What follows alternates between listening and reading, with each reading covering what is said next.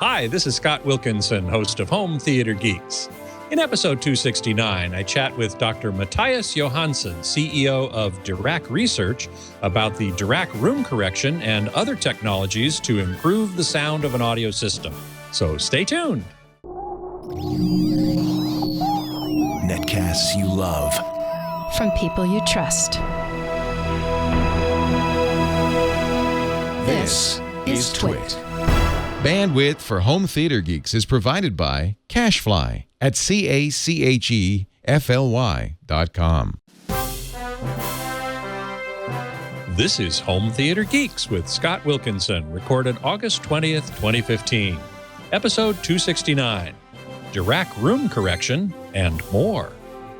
This episode of Home Theater Geeks is brought to you by the new Epson Workforce printers powered by Precision Core. Workforce is an award-winning line of all-in-one printers for your home office, small to large business, or corporate work groups. Visit Epson.com to find out more. And by ProXPN. ProXPN is a virtual private network that allows you to use the internet the way it should be, anonymously and without oversight. Save 50% off a 12-month subscription. Go to proxpn.com/twit and use the code HTG50 at checkout. Hey there, Scott Wilkinson here, the Home Theater Geek and editor of avsforum.com. This week, my guest geek is Mathias Johansson, the CEO of Dirac Research, makers of Dirac Live and other technologies we're going to be getting into today. Hey, Mathias, welcome to the show. Hey, Scott. Thanks for having me on the show today. Oh, so nice to have you, and all the way from Sweden, no less. Indeed, indeed. It's 11 p.m. here. Holy smokes. Certainly one of the farthest guests we've had on the show, but so nice of you to stay up so late. Thank you. My pleasure, indeed. Though those of you who are watching live at live.twit.tv and logged into the chat room there or at irc.twit.tv can post questions for us as we go, and I'll pass along as many as I can. It's easiest if you use my screen name, which is my full name, Scott Wilkinson, no dots or dashes.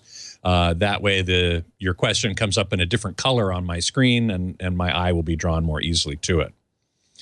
So, Mathias, let's begin with the company Dirac Research. How did it come into being? Well, it was actually, we started the company back in 2001, and we were 6 people at that point. 4 of us were PhD students. I was one of them, and 2 were professors at Uppsala University in Sweden. And that was after a couple of years of research, actually. I did my master thesis 2 years earlier, and that had to do with trying to use digital signal processing to improve loudspeakers, essentially. And that was based actually on signal processing and control theory that was developed back in the 80s by Professors Anders Alén and Mikael Sternert, who were my supervisors. And especially Anders Alén is a long-time hi-fi geek, and he had been having this idea for many, many years that it has to be possible to use these control theoretic and signal processing algorithms that were mainly in those days used in mobile communications and for controlling robots and stuff like that, but to use that to actually improve the sound performance and the audio experience at homes. So that was how it was started, actually. And in 2001, we founded the company after having essentially convinced ourselves that the improvement was so dramatic that we thought that this simply has to be brought to the world. We were, all of us were very interested in audio, and we thought that this would be something that the audio community would love eventually. And then it turned out it took quite a few years to convince people that digital signal processing had a place in serious audio systems such as, hi-fi and advanced home theaters. But that was very interesting, right? Certainly, many audiophiles kind of want to put as little processing on their system as possible. But, obviously there is always room for improvement. There's no such thing as a perfect speaker or a perfect room for that matter. Yeah, and I mean, in a way, isn't a speaker and a room adding processing to your sound? Isn't that exactly what they're doing? So what we thought was that, I think, the aim of our processing was always to actually, get rid of other unwanted processing in the whole signal chain. Because essentially what at least to, I think the basic goal to some extent of an audiophile system is to reproduce what's on the source, on the CD or whatever your source is, or even further back in the chain, you want to reproduce what the artist intended to, which of course is very, very difficult as even the recording itself has a number of compromises and flaws in it, but we have to start somewhere. And the way we look at it is that a speaker is nothing else than an analog signal processor. So a digital signal processor is not really different from an analog one. It's just that it's, in a certain sense, more flexible, like we can do more things with it. So I think there is no contradiction between good speaker design and digital signal processing. I think these two should be seen as one primarily. And that's also one of the things when we founded the company, we realized quite early that the best way to design a speaker system would actually be not to first do all the audio or the analog and mechanical stuff in itself and then add signal processing on top of it, digital signal processing. Actually, if you take a more holistic view and combine digital and analog and use the analog world where it's at its best and use the digital signal processing for its strengths, then we think we can do a lot more exciting stuff with sound than you can with a conventional approach. And this is something that even today is not really utilized. So I think there's a lot of potential for clever, unconventional speaker designs where you use digital and analog more in a combined way than we do today, actually. We might call the room and the speaker design, the cabinet and so on, acoustic signal processing in a sense. It's analog, certainly, but it's actually because of how the sound waves are bouncing around various places that changes the sound. And then digital signal processing can be used to enhance that or correct for defects. Yes, absolutely. And of course, you should use the digital signal processing and the acoustical signal processing together and with great care. Digital signal processing and room correction does certainly not compensate for everything. It cannot correct everything. And we're going to come back to that, I think, later on and speak more about what's possible and what's really not possible to do with digital. But what's for sure, I think, for everybody that's serious about audio is that you quite soon notice how dramatic just changing the speaker position in your room can be to your sound experience. And that in itself speaks to the great influence that the room obviously has to the sound. So I think that the room and the speaker are the two main, the two most important components in your audio system, in my mind. Yeah, and how interesting, because many people don't think of the room as a component of the audio system, but it really is.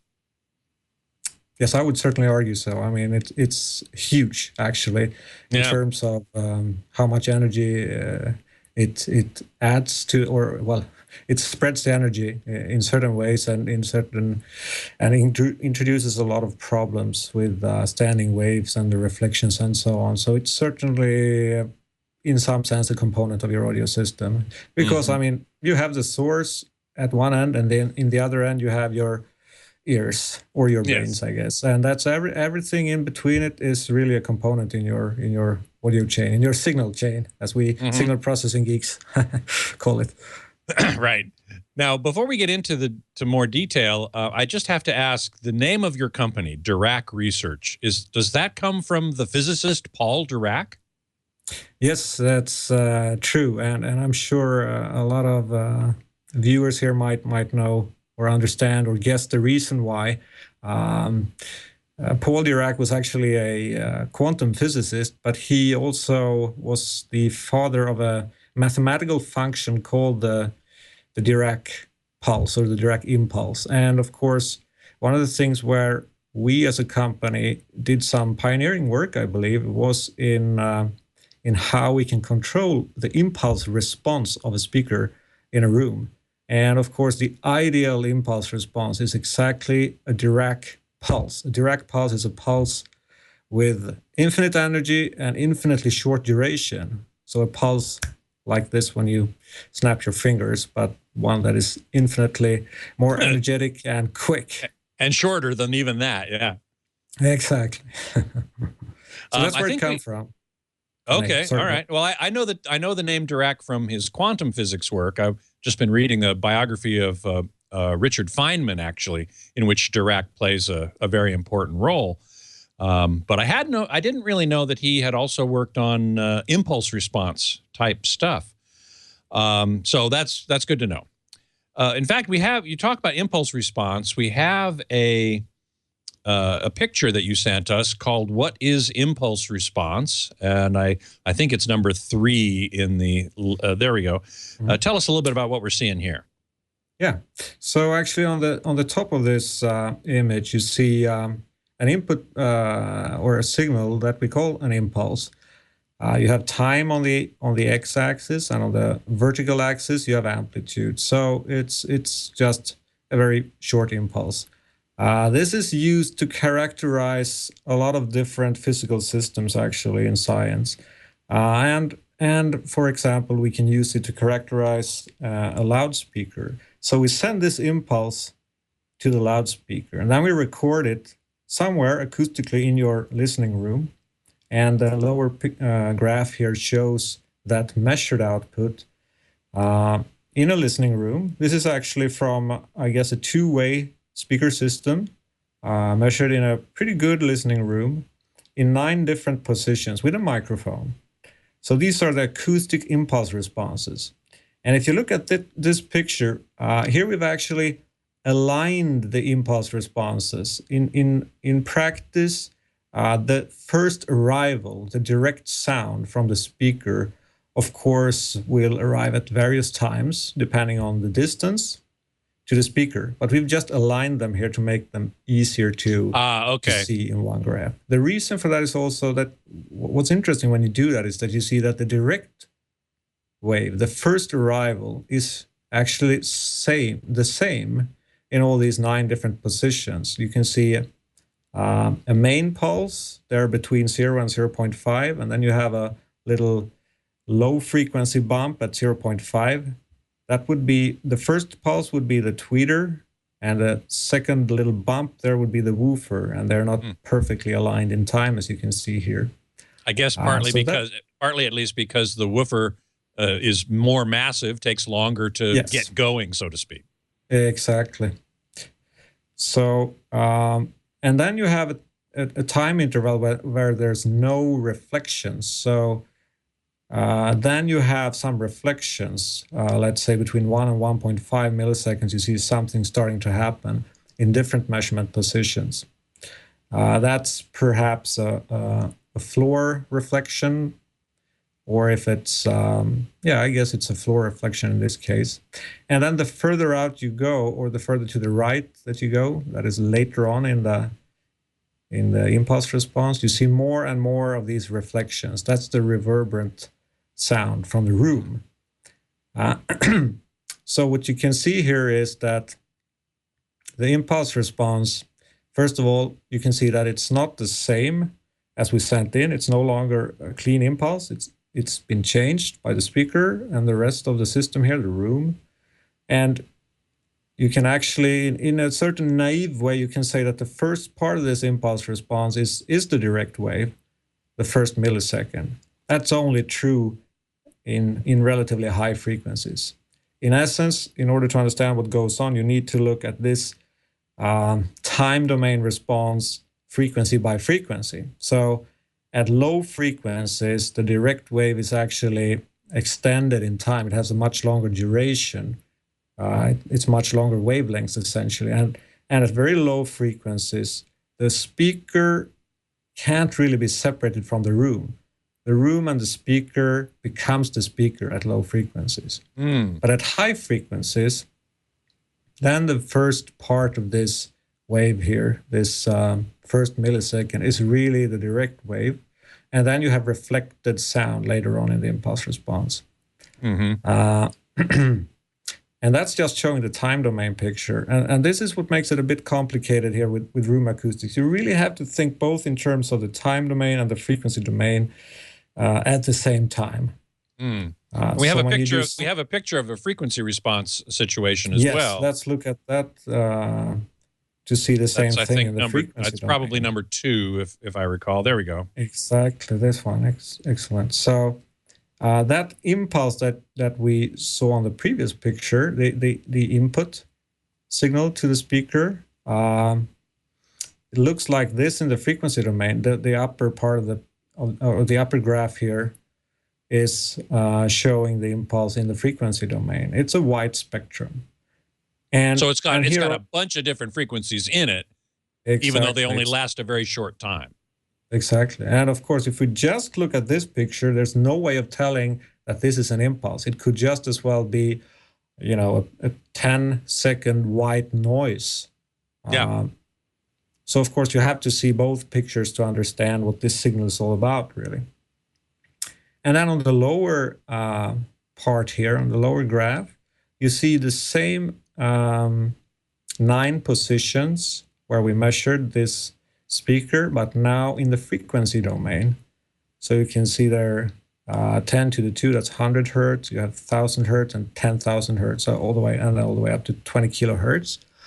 The black line is an average of these 9 different positions. And then you have a cloud around the black average. That's the individual measurement position. So you can see here how much the frequency response varies in a room. And of course, one way to just understand this perceptually is to play, for example, a sine wave through your speaker system and walk around in the room. You listen to, for example, a 1 kilohertz tone, which is pretty annoying though, but just for the fun I of agree. you will hear that it just changes dramatically in level when you move around. And of course, that makes our problem of correcting this behavior a little more complicated. And you can also see there on the picture that the response doesn't just vary between positions. It's obviously not flat at all. So it's not the same signal that was sent into the speaker. Certain frequencies are emphasized and others are de-emphasized, as opposed to, well, if in white noise, I guess it's not all frequencies at the same level, or is it? Beg your pardon. Yeah, if it's white noise, they might not have the same. They essentially have the same level at all frequencies. So the goal there would be it's pink noise that rolls off as you get higher and higher, right? Yes, exactly. That's okay. Right. All right. I want to make sure I got that straight. So whereas all these frequencies should be at the same level, because they are in the input signal, they're not when you measure them. Yep. And that's obviously then the problem that we're trying to solve here. And again, we're trying to solve it both in the frequency domain and in the time domain. We want to both get rid of these unwanted colorations in the frequency domain, that is the peaks, for example, in the low frequency region. But also we want to collect the energy or focus the energy to that direct wave, that first arrival. And actually, I think I sent, and maybe we can have a look at another graphic that I have submitted where we see a number of different room distortion issues. I think that's called DL differences 2. This exactly. one is the one that we just saw there.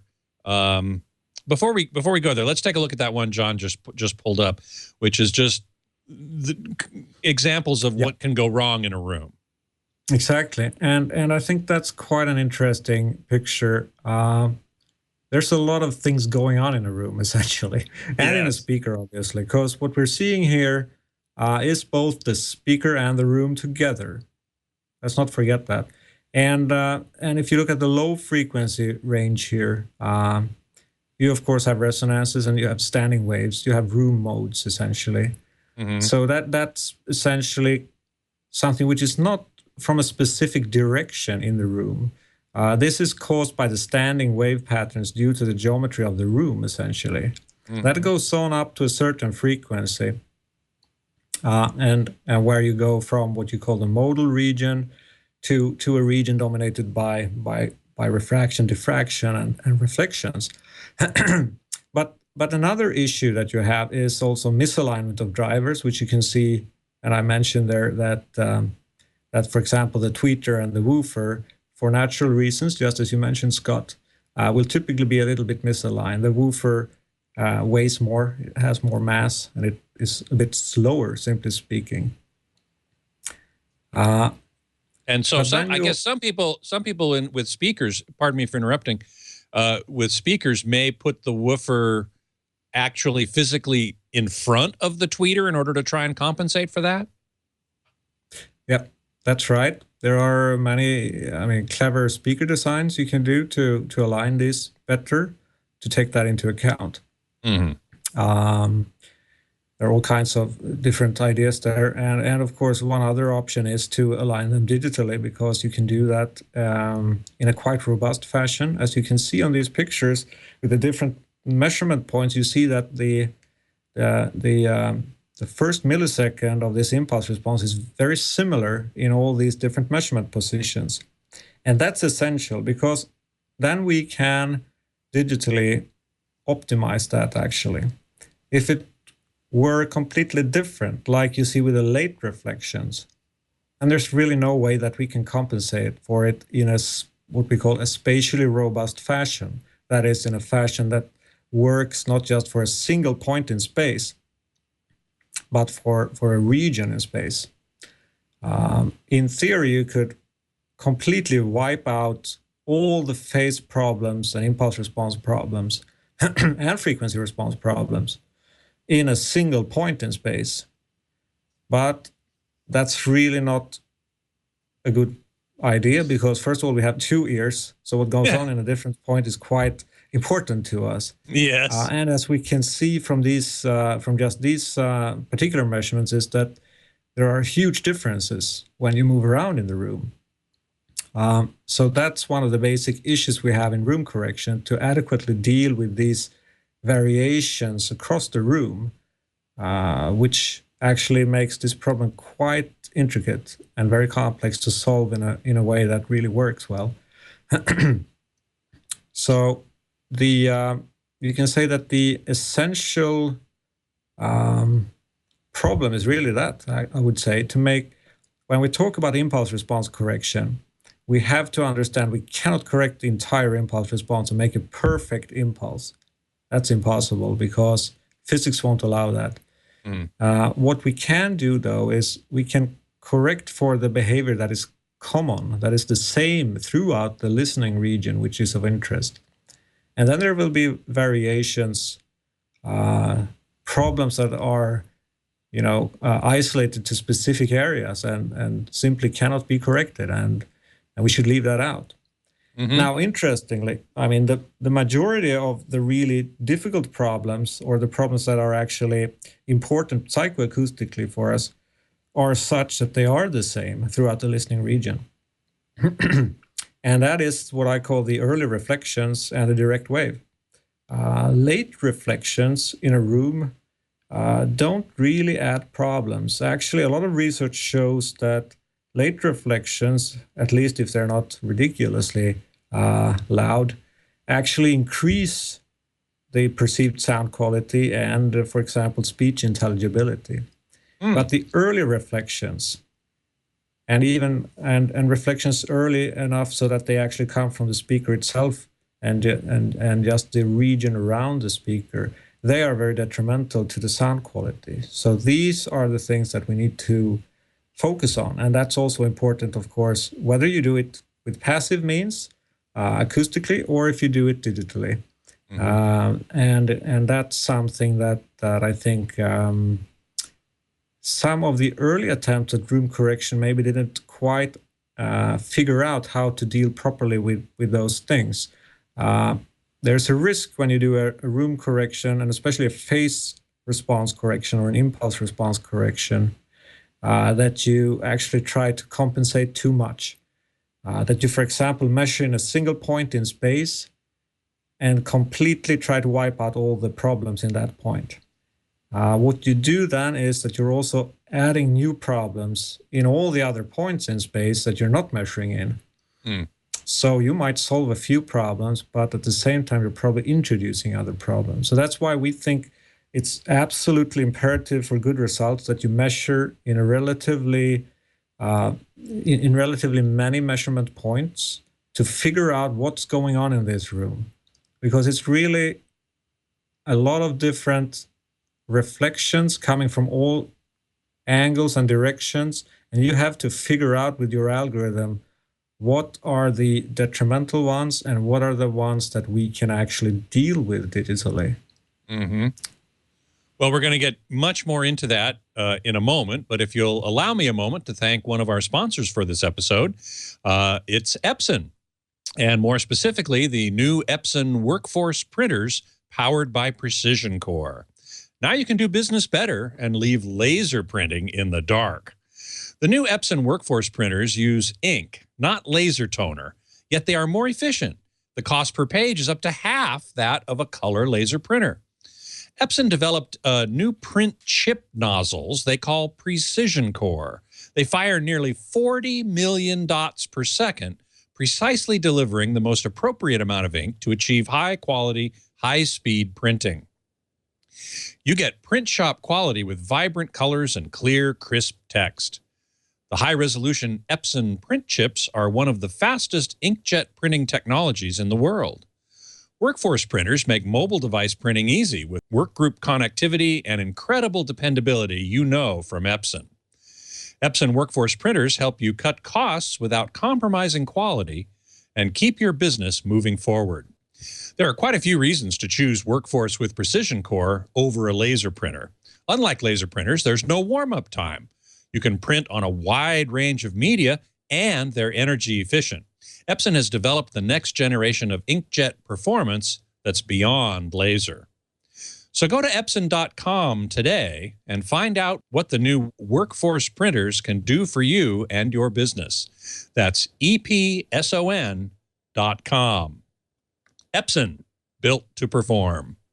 And we thank the Epson very much for their support of Home Theater Geeks. So, Mathias, we were talking about impulse response, and there is another graphic that you had mentioned a little earlier I wanted to make sure we got to, which there were several differences. I think this is the one you were referring to. Is that it? Yep, that's an interesting one, because that also shows, again, 9 different measurement positions. We have on the left hand the original impulse responses of a speaker inside a room. And what you can see on that picture is also, when you look at them one by one, you can sort of figure out, if you're really clever, you could probably figure out, almost the geometry of this room, actually, because you can see that the reflections move around here in this graph in a systematic way, depending on how far you are from the speaker. Now, you can do various room correction filters to try and make this situation better. Let's say we've measured these 9 responses. What do we do to make them better? First of all, we would do, I think almost all room correction approaches would try to flatten out the frequency response, that is the spectrum, so make all the frequencies sound equally loud, or at least almost equally loud. Or at the same level they came in at. Yeah, exactly. Yep, that's right. But then you have, once you've decided on your frequency response of your room correction filter, you're left with one question, and that's your time domain response, your impulse response or phase response, because every filter both has a frequency response and an impulse response. That means you're also introducing some kind of time domain ringing with your filter, and the most common the common approach to do this is to simply not care about what the speaker and the room actually does in the time domain. That is the impulse response of the speaker. And instead, you would simply create what's called a minimum phase filter out of this frequency response that you created. Now, this is a bit complex, perhaps, but a minimum phase filter really, it sounds like it introduces a minimum of phase distortion, and that's what it aims to do. But it's a pretty complicated. It's not really universally true that it's like that, but it's good enough to say that that it doesn't introduce a lot of phase problems anyway. But you're not considering the actual system impulse response. The other approach would be to use a linear phase filter. That's another approach, which also is kind of similar to the minimum phase, but it has slightly different phase characteristic, but also one that doesn't create a lot of phase problems.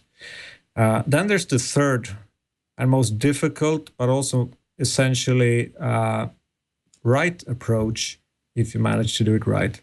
And that's what we call mixed phase filters. The mixed phase filter is a filter which has a time domain response, that is an impulse response, which is matched to your speaker and room. So it tries not just to create a better frequency response at the expense of some phase problems, perhaps small, but still. It really tries to also reduce the phase problems, reduce the ringings in the time domain, and reduce and align the drivers, for example, and reduce those early reflections. And that's actually what you could see if we bring out this picture again, actually, with those 9 different measurements. You can see the difference here. The red curves on the right and the middle curves, where it says Dirac Live, actually both these are 2 different room correction filters, but they are they're completely identical in the frequency domain. They have the same spectrum. Time-wise, they are obviously different because this Very is different, yeah. the measured output, again, at those 9 different positions. And what you can see is that the minimum phase filter, in a sense, it's okay because if you compare the leftmost curve with the rightmost curve one by one, you'll see that there's not much difference at all. So not a lot of distortion has been added by this minimum phase room correction system because it's been designed quite well. But it hasn't been improved. Right. And essentially, that's obviously what we want to do. So if we do a mixed phase correction, then you can see that the result also in different positions can be that the direct wave, the first arrival, that is the speaker's first arrival to the listening positions, is much more focused, much more like the input signal, that input impulse that we sent. Of course, as you can see here, it hasn't removed the later reflections. You can see still reflections going on a few milliseconds after the main peak in the impulse response.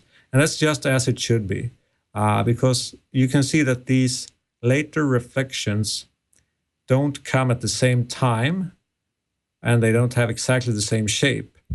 So if I'm trying to correct for it in one position, it's not going to be right at the other positions. In fact, I'm going to add a small echo at the other positions. So we can actually do a time domain correction and a frequency domain correction that improves these things.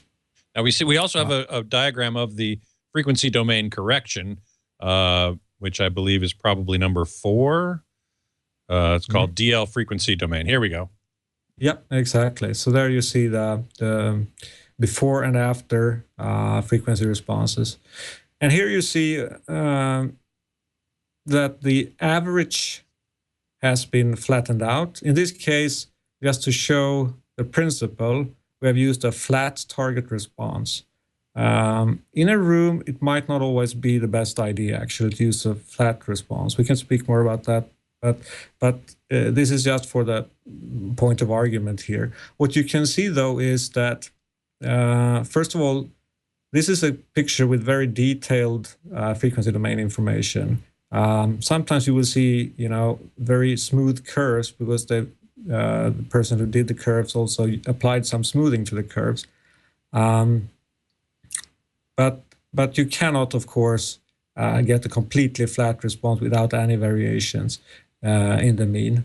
And if you're looking at the individual measurement positions here, you see that there are still variations around the flat average. And that's, again, something which we have to live with. With digital room correction, we cannot change really the variations across the room. That can only be done if we use passive means of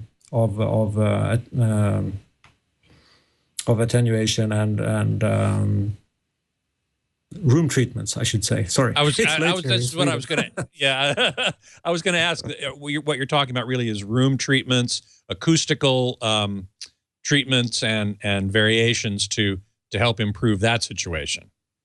Yep, exactly. Mm-hmm.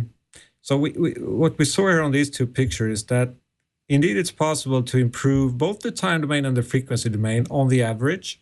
You cannot correct for every individual point, but since on average all your points are getting better, actually your different measurement points, the result is that you will hear a pretty nice improvement to this sound. And especially given what we know about psychoacoustics today, the direct wave is the most important part for intelligibility and for sound quality. That's the one that we need to focus on having good. That's also the same thing like we talked about earlier. If you do passive room treatments, I would really say focus a lot on the direct wave, the early reflections. That's really something where the whole scientific body of literature will tell you that these early reflections cause especially a loss of image quality. So the sound image gets a lot worse by these early reflections. And that, if we should talk about that maybe now, I think so, yeah. So that has to do with the way we have two ears here, and we're determining the location of a sound source by the similarity between our left and right ears. So, but also by the difference between the right and left ear, right? I mean, the difference in arrival time is one of the cues that tells us, allows us to identify where a sound is coming from. Yep, the time difference between the left and right ears, and the phase difference, and of course the intensity difference. Yep. Actually, the whole difference between the left and right, the impulse responses at the left and right ears, actually determine how well we can then distinguish where a source is located. And when you think about it, I mean, stereo sound is really fantastic. It really uses this psychoacoustics because essentially you have two sources here, but where when you, for example, play up a mono voice like we're doing right now through a stereo speaker system, you hear that voice coming as a single source from the center of your speaker system. What we sometimes call a phantom center. That would be the phantom center. And the phantom center would be shifted to the left or right if there is an intensity mismatch or a timing mismatch. But also, if there are reflections, it can shift, and it can also get smeared out like this. So, I mean, you want to have that phantom voice being really in that center spot and very distinct, right? So that depends entirely on your impulse responses from your left and right speakers.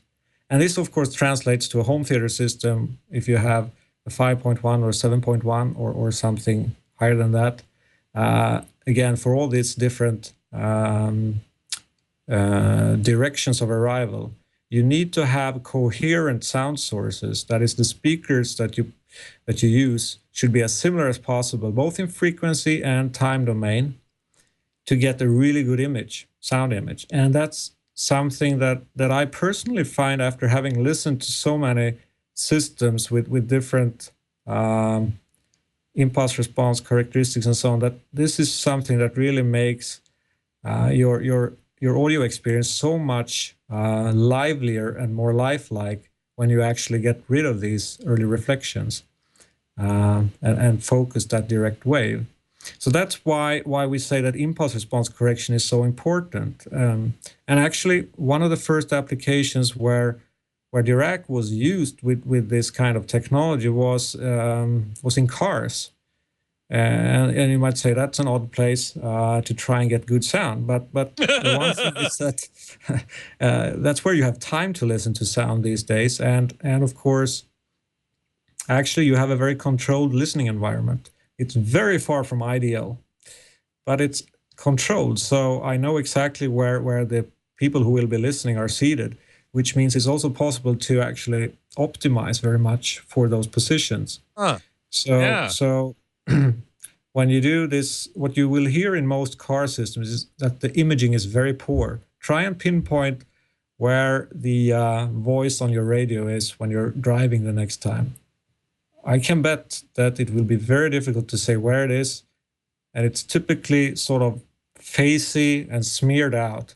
Mm-hmm. That depends on the fact that your speakers, your left and right speakers, and you might have a center speaker, are placed asymmetrically and have very different impulse responses and frequency responses. Once you equalize those and add this impulse response correction to them so that you get a much more similar direct wave, then the imaging gets a lot more accurate. And that's, of course, equally important in any sound system, not just in cars, but I would say especially for home theater systems, actually, as well. Yeah.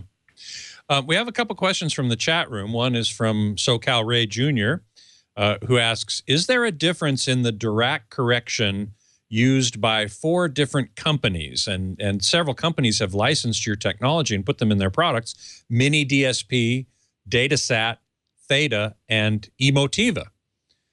Is there a significant difference between the implementations of the Dirac correction system in these 4 companies' products?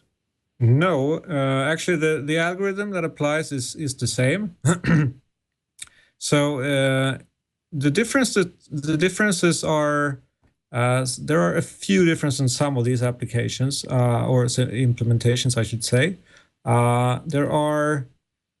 We have a version that we call Dirac Live LE, which is a limit a light edition in a sense, or limited, where you cannot adjust the target response completely in one version, and in the other version you cannot correct above a certain frequency. But other than that, it's always the same algorithm doing both the impulse response and frequency response correction. So I would assume that companies like Datasat and Theta, which make very high-end, very expensive products, would be implementing the more complete version, whereas possibly Emotiva and perhaps Mini DSP, maybe not, which make somewhat less expensive products, might be implementing the LE version. Yes, essentially. Actually, Theta and Datasat are using the full version, obviously, and with a large number of channels and high sampling rates. Emotiva is providing an LE version, and the users can actually upgrade for what I would say a fairly low price to the full version. Mini DSP also actually offers the full version. Oh, okay. Okay. Yeah. Well, there's another question related to sampling rate from SoundPro69, who says a lot of audiophiles are afraid of DSP distorting the signal due to rounding errors if the resolution isn't of the digital signal processing isn't up up to snuff. He has heard that Dirac multi-channel works at a maximum sample rate of 48 kilohertz. Will there be a newer version that will offer 96 kilohertz or even DSD output, which DSD is the sound format used on SACD and some high-res downloads as well? Yeah, absolutely. We already support 96 kilohertz, actually, and there are a few implementations that go even higher. Actually, Sonic Studio has a version in their Amara software that I believe runs up to 384 kilohertz. Oh, wow. Actually, yep. SoundPro69 is asking another question that I was going to ask anyway, so I'll ask it now, which is, how is Dirac different from other room correction systems like Odyssey, Trinov? Many companies have their own proprietary ones as well. And I don't mean for you to single out any one and say, whether it's good or bad, but, generally speaking, what are some of the differences between Dirac and some of these other systems? Yeah. I'm probably not the right person, as I'm probably a bit biased to compare different approaches. Well, yeah, okay. But in general, I believe there are actually also comparisons, some quite serious ones done on AVS Forum and Home Theater Shack. I've seen a few. But in general, I think what we believe are our strengths and key points for any really good room correction system is using many measurements, multiple measurements, and improving the time domain response in a way where you're not causing problems, because there are naive attempts at time domain correction which actually tries to correct too much, essentially. So, for example, if you measure a single point in space and try to invert that time domain response, you're going to get into trouble. You're going to create possibly a decorrelation filter because you would probably have different responses from your left and right speaker that will only be valid in that particular point. So either you'll try to do too much correction, or the other way is to try and do something very, very safe, but you can't do anything safe if you haven't measured the other points. So you will end up doing something strange anyway. But essentially, I believe still that the time domain is our key point, which we think is crucial for imaging in particular, also overall clarity, actually. Then, of course, I think there are more like feature-wise things that, for example, target curves are important, and the ability to be able to tweak them to your taste is quite important, and to your room, I should say. Actually, the ideal target curve depends a bit on your speaker system. It depends a bit on your directivity of your speakers, which makes that very complex to figure out automatically in general what's the optimal target curve, because it depends on the amount of or the ratio between the direct wave and the reflected energy that remains in the room after correction. But we're using a target curve, an automatic target curve, which we have found to be very neutral in most circumstances in typical listening rooms, that also others in the scientific community, I think, have come to similar conclusions. So coming back to the question, it was really, I think, about the multiple measurements, using them to the right extent, and trying to correct as much as you can, both in the time domain and the frequency domain, but not more than that. Because if you try too much, then you're ending up adding stuff. And that's something where I would agree with the people that you quoted on in the beginning, who say we don't want to add processing in our signal chain, because normally if you don't do it very carefully, you end up with adding stuff to the signal rather than improving the signal. You create more problems than you solve. Yeah, that's the thing we're afraid of. Yeah. Well, good. We've got some more comments to get to and questions that I have for you. But if you'll excuse me for just a moment, I'd like to thank our second sponsor for this episode, which is ProXPN. ProXPN is a global VPN, or virtual private network, that works with almost any internet connection. It creates a secure, encrypted tunnel through which all of your online data passes back and forth. Any online application can work with ProXPN, including your web browser, email, file sharing, and instant messaging programs. ProXPN keeps everything you do online hidden from prying eyes, disguising your physical location and giving you unfettered access to any website or online service, no matter where you live or travel to. Check this out. They do zero logging. Unlike other VPNs, ProXPN keeps no record of your online activity. You get complete privacy through a 512-bit encryption tunnel and a 2048-bit encryption key. I don't think it'll take a while before anybody cracks that for sure. It works via OpenVPN or PPTP, you choose. No IPv6 traffic leakage or DNS hijacking either. ProXPN is fully protected and up to date. Protect yourself against your ISP's 6 strikes rule, monitoring and throttling. Bypass internet filtering and blocked websites, and bypass geographical restrictions for internet content and online video with worldwide servers in the US, UK, Asia, and more. Now with more servers and improved speeds. ProXPN's software for Windows and Mac offers advanced controls. You can select ports, connect at startup, and even select which program should be shut down if your anonymous connection is ever interrupted. ProXPN also works with your iOS or Android device, allowing you to use your data plan or public or corporate Wi-Fi with complete and total privacy on the go. How cool is that? Hey, our own Steve Gibson gave it a great review on Security Now. Go to proxpn.com/twit for more information and to sign up. ProXPN premium accounts are normally $9.98 a month, but we've got a special offer for you. If you use the code HTG50, that's HTG50, at checkout, you'll receive 50% off the monthly price when you sign up for a 12-month subscription. That's less than $5 a month when you sign up for a year, and it's good for the lifetime of your account. If you're not satisfied, you can cancel within 7 days for a full refund. So go to proxpn.com/twit and sign up with the code HTG50. ProXPN accepts payment through Visa, PayPal, and even Bitcoin.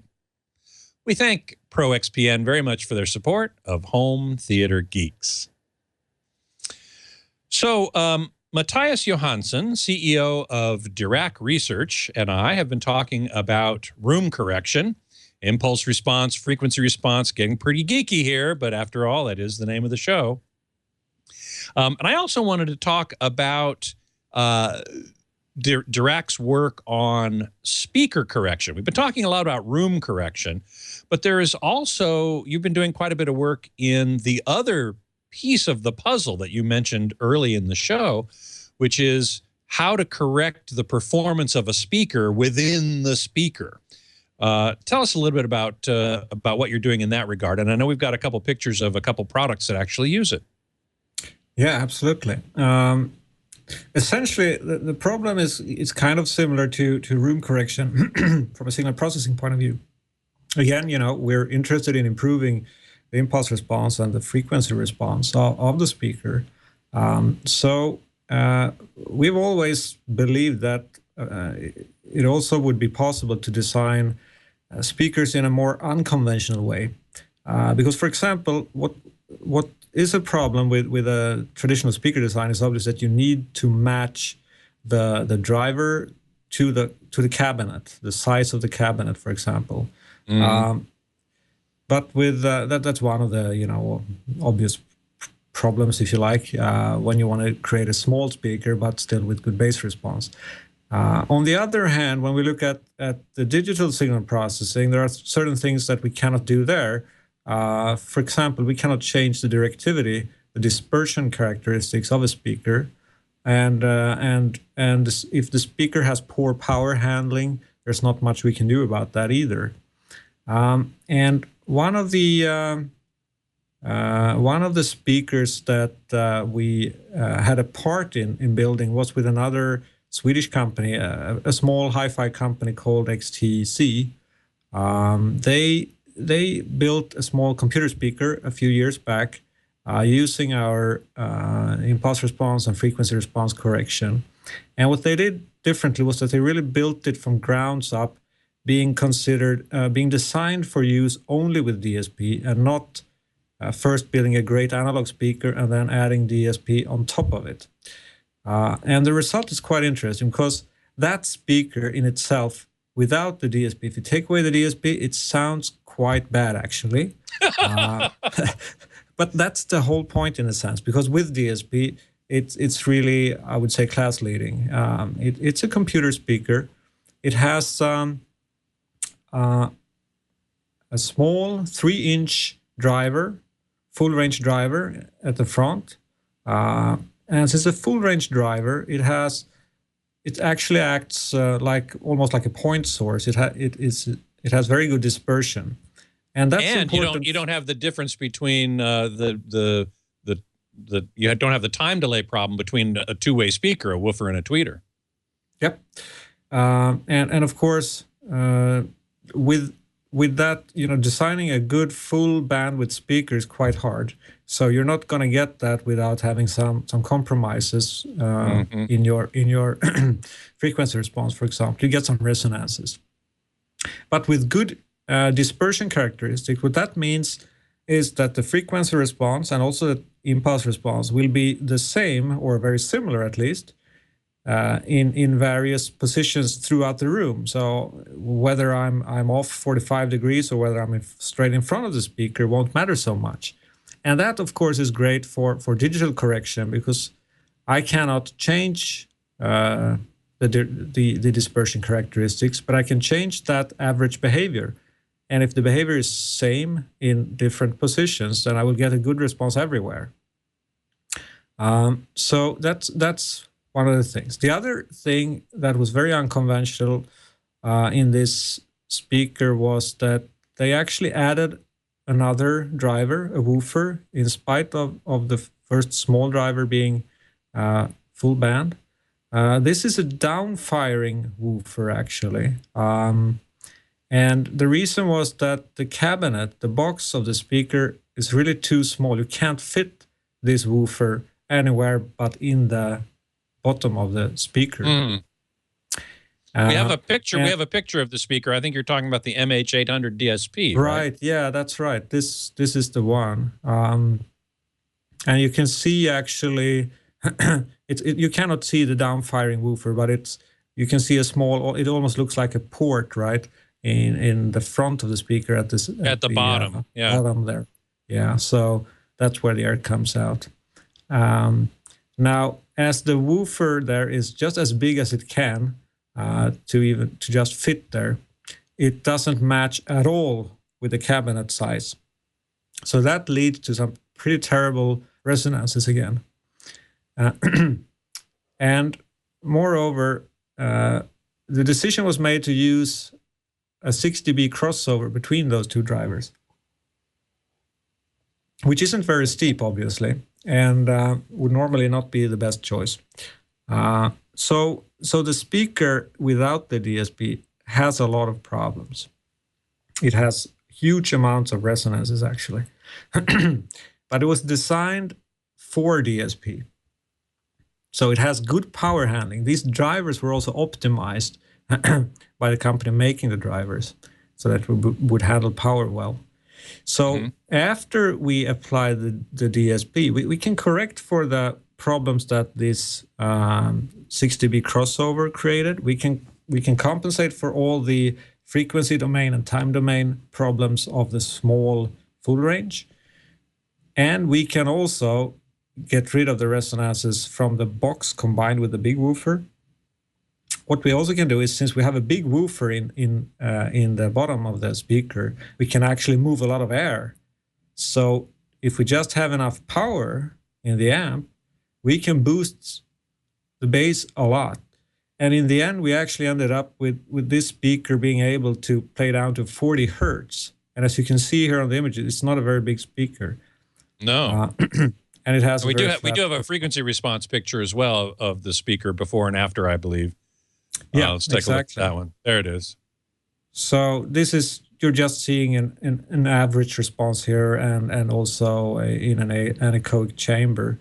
As you can see, the black line on the top is that analog speaker without any correction, and I mean that's not a well-renowned hi-fi manufacturer would release to the market, obviously, but the whole point here was to build a speaker that should sound good with DSP, and the result is quite remarkable. Also, because of this full range speaker, you have very good dispersion, so the imaging is fantastic with the speaker, and it's not very sensitive to where you're seated when you're listening to the speaker. And this is just one example of a speaker that was built according to these ideas, and there's so much more there that I think will be explored, has been explored to a certain extent, but will be explored more in the future. Of course, this was just touching on what I would call linear signal processing, speaker correction.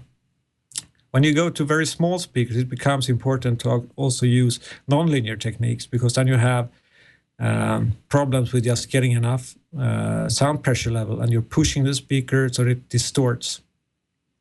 So we're actually these days also working on micro speakers for smartphones. So we're licensing our technology to smartphone manufacturers as well. There, the goal, of course, is very far from what we're used to, where we're used to getting the best sound systems in the world to sound a little bit better, to be as close to perfect as possible. In a smartphone, we're just trying to get a rather crappy sound system to begin with to sound decent anyway. But it's a step in the right direction, and we're now getting to the point where with these both linear and nonlinear techniques, we're getting sound there, which actually starts to cause some portable speaker manufacturers to think that, oh, these small portable speakers might go out of the market because the smartphones are getting better and better, and they're getting stereo sound, and they're getting louder, and actually nowadays they're getting at least a decent sound quality out of them. So I mean, that's something we're very happy to be part of, because in the end, that's why we started the company. We wanted to improve the sound quality of whatever sound system really out there. And of course, we initially focused a lot on the very advanced sound systems, and that's where we still put a lot of energy. But it's really great to see also in these mass market products that you're getting a better and cleaner sound experience these days. Mm-hmm. Also reminds me of the sound system within televisions that are built into TVs, which are also very crappy. Have you ever thought about applying this to the speakers within a TV to make them sound better? Yes, absolutely. And we've made, I think, one commercial TV project.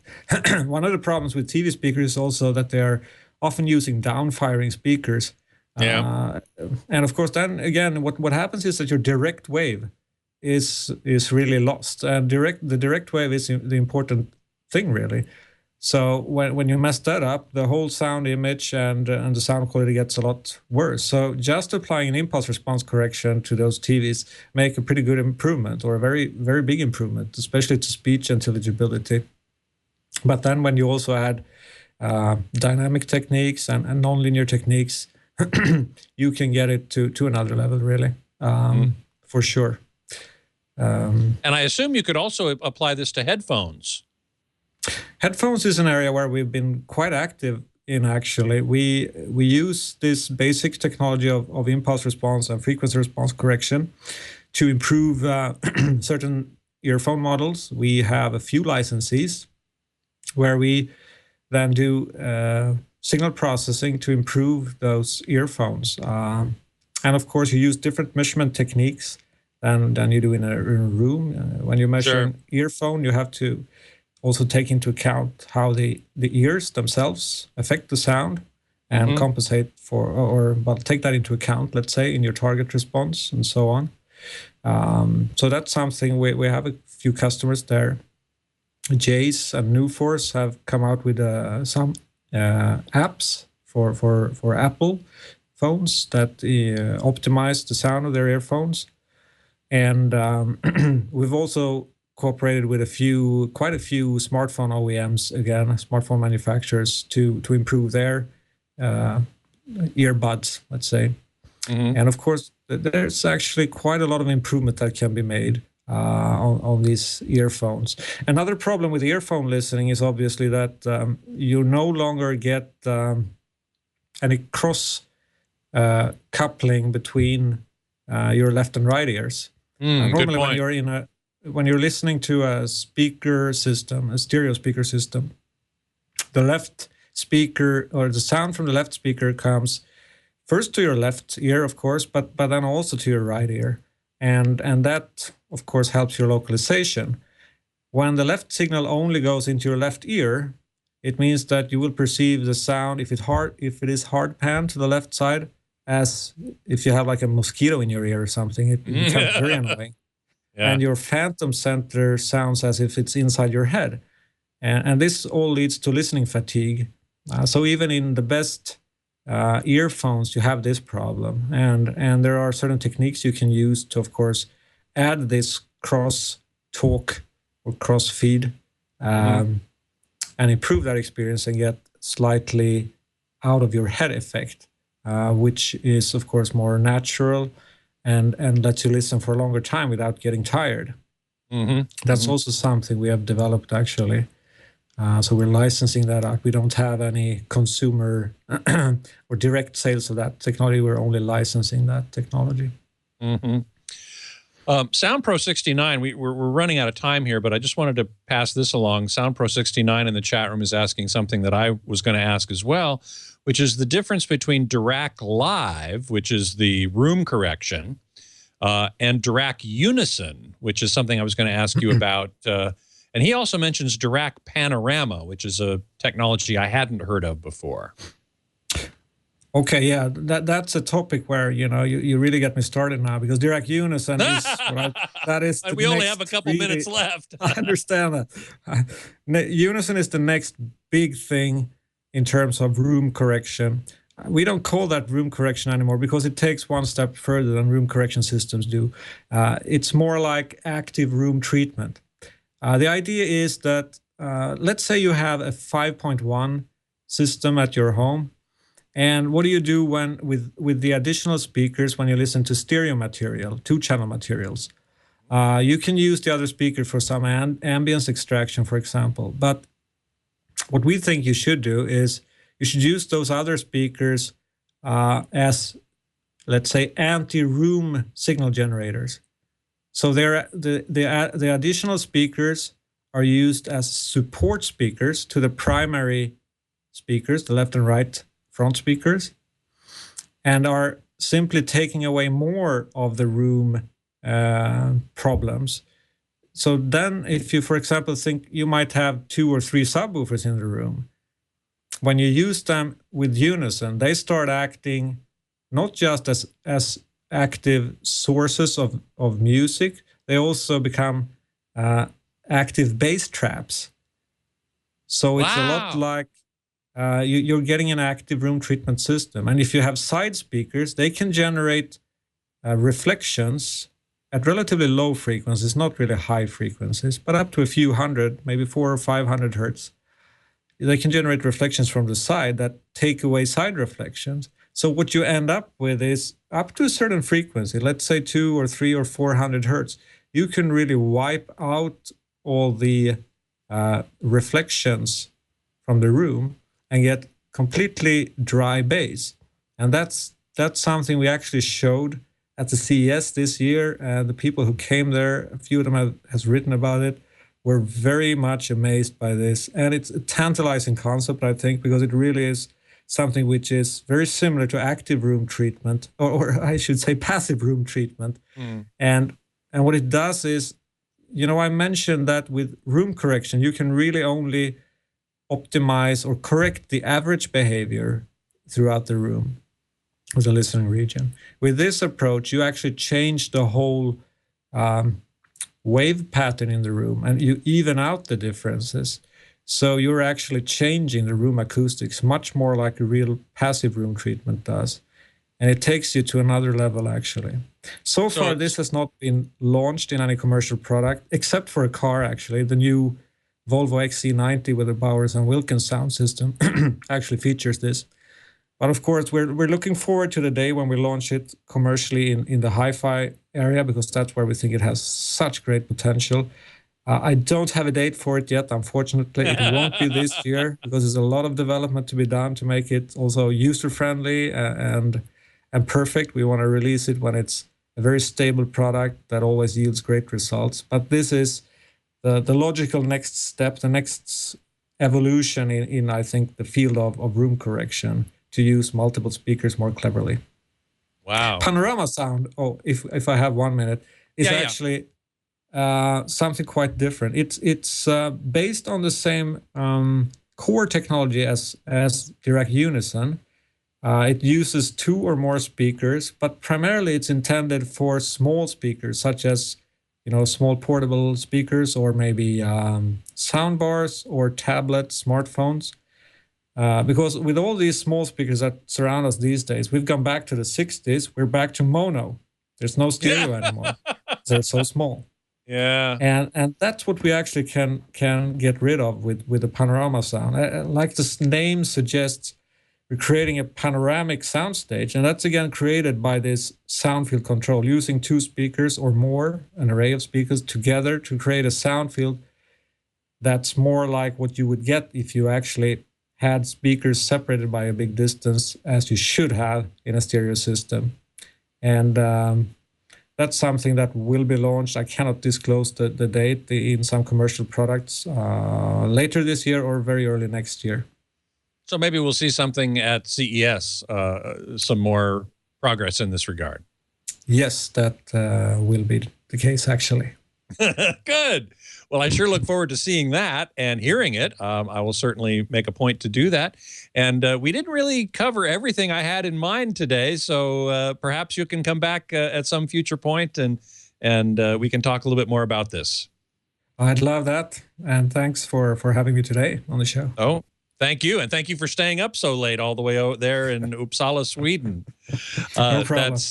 That's Dr. Mathias Johansson, CEO of Dirac, and you can find out a lot more at Dirac.com. That's DIRAC.com. You can find me, of course, at avsforum.com. You can email me at scott@twit.tv, and you can follow me on Twitter at htgeekscott and at avsforum. You can always find previous episodes of Home Theater Geeks right here at twit.tv, also on our YouTube channel at youtube.com/twit Home Theater Geeks. Next week, my guest geek is scheduled to be Brian Vessa, who is the executive director of audio mastering at Sony Pictures, who will be talking with us this time. He's been on the show a couple times before, but this time he comes back to talk about the efforts by SMPTE and others to standardize the creation and delivery of immersive audio formats so that studios don't have to worry about creating an Atmos and a DTSX and an Oro and a bunch of different packages, but they can just create one, and it can then be interpreted by any of these systems. It's a very interesting story that I hope you will join us for. Until then, geek out.